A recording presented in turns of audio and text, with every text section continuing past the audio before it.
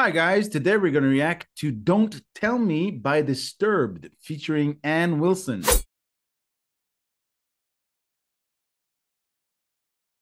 Our first reaction to Disturbed and our first time with Ann Wilson as well, who is mostly known from Heart, Music Hall of Fame legends.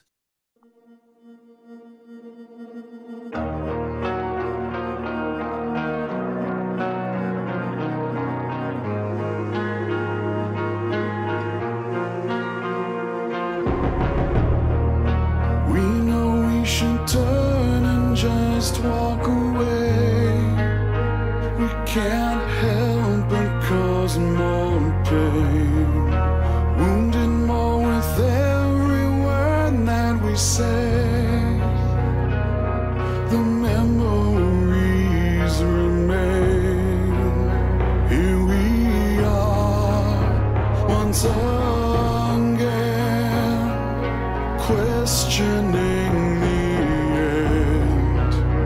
Am I supposed to let you go? Don't tell me now that you hate me for never letting go. Let there be no doubt I can't live my life without you.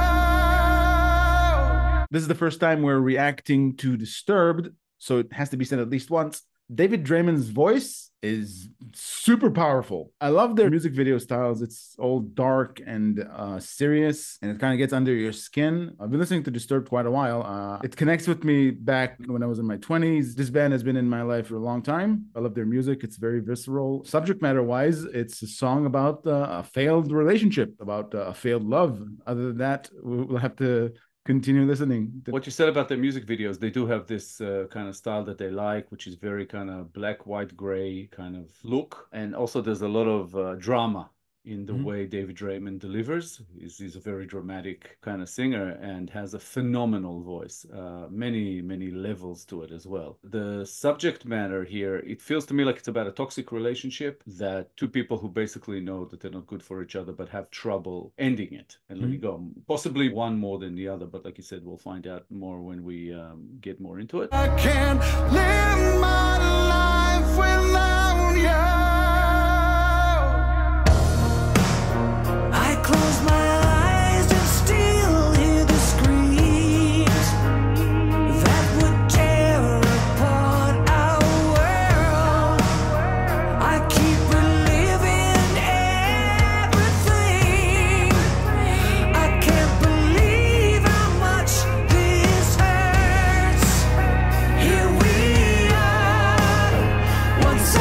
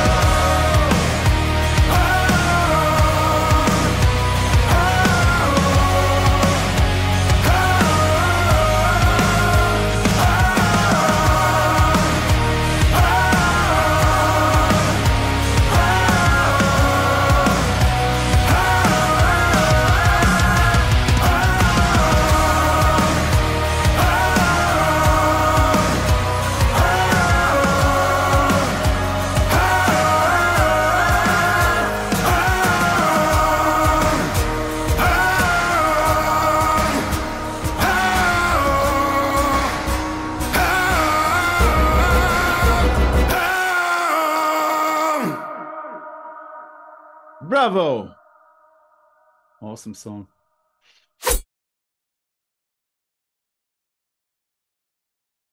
I wouldn't have done it justice had I paused a second time, I think, because the entire song, like a wave that washes over you, they don't let you rest.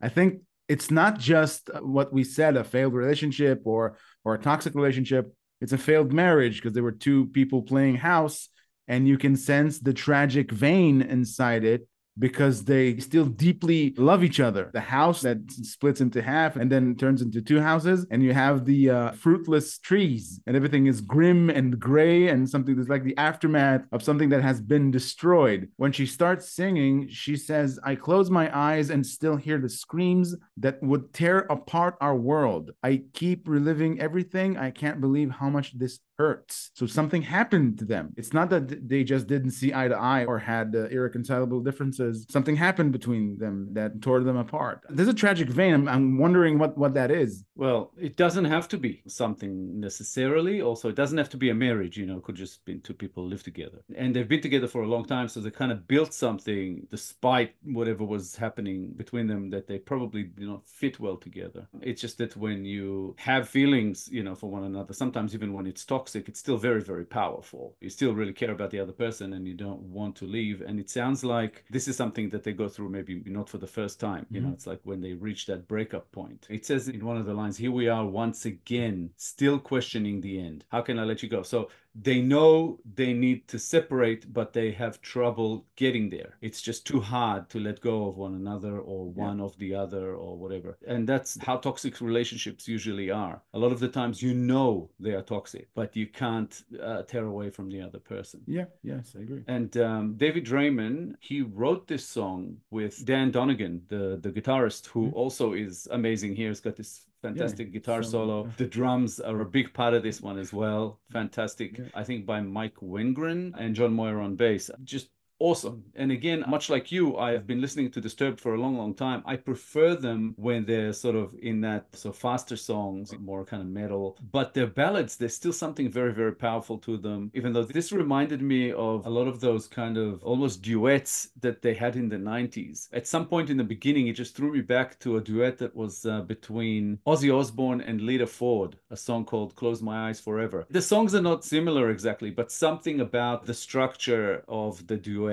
and taking two powerhouse vocals, two very big artists in rock, and putting them together. Fantastic. Why did it take us so long to get to Disturbed? I'm not sure. I like what you said about their voices. Each of them are so powerful. When they collide, they create this awe effect. Listening to them intertwine, it is a powerful experience. I just imagine them on stage doing that. Probably an experience I'll never forget. It adds to the intensity. It becomes like this intense thing when they sing together, and it's intense when they sing apart. But when they harmonize, all of a sudden, it kind of maybe overpowers us even listening to it. It's like, wow, this is so fucking good. That line, don't tell me now that you hate me. It's like when one person wants to break up more than the other. And I'm sure that it kind of seesaws because it's happened a few times. Sometimes, you know, one reaches that point, sometimes it's the other. And it's like, don't tell me now that you hate me, because that struggle to let go, and one wants to let go, so the other one hates them for it. And it's just reminds me of past relationships. And I'm sure that many, many people can relate to this song. It's just, Well, that kind of resonates with me. It's slightly different. You could be right about that, but I like to think that when one person says to the other, I hate you, they're trying to maybe make it easier for them to break up because they know it hurts. They know to stay together, it hurts. So they're trying to make the decision easier. It's like a hidden courtesy because they know they have to break up. It's like losing a gangrenous limb. I know it's a terrible analogy, but it fits here because they know they have to sever the connection between them, even though it's extremely strong. They are even left in the song with no resolve. They are left not knowing how they're gonna break up with each other. Although they know they're left in that limbo of they know they need to, but they don't know how to. Yeah, the last couple of lines, it's like living hell for me to live my life without you. But it almost hints that it's like living hell being in that relationship as well. So there's like an ongoing struggle either way, and they're stuck in this vicious circle that they need to sever, but they can't. That's sort of more maybe the tragedy of it. It's terrible whether they stay together or break up. Very, very powerful. I really like this one. Relationships are hard. If you enjoyed this episode, guys, please be sure to like, subscribe, comment, and click the little bell icon so you'll get notified on all our future videos. If you have a request you'd like bumped up the line, please make it through Buy Me a Coffee. All contributions are, of course, very much appreciated. Thank you all for sticking with us. Thank you all for your time. It feels like some distorted view of Little Red Riding Hood. I don't know why it made me think about that, but it feels like either the hunter is singing to Little Red Riding Hood or the wolf is singing to her. It's strange that you went there in a way, because for me, it feels like some kind of like a Brothers Grimm reinterpretation of the story. You know, the kid is a I like your explanation better. Yeah, that actually makes sense. Having the song being the official soundtrack for the film. Yeah. Thanks a lot, guys. As always, we appreciate you more than you know. Without you, there would be no show. So please keep coming back. We'll be here in a couple of days with a new episode, and we hope to see you then. Thanks again. See you soon, guys. Bye, guys. Bye.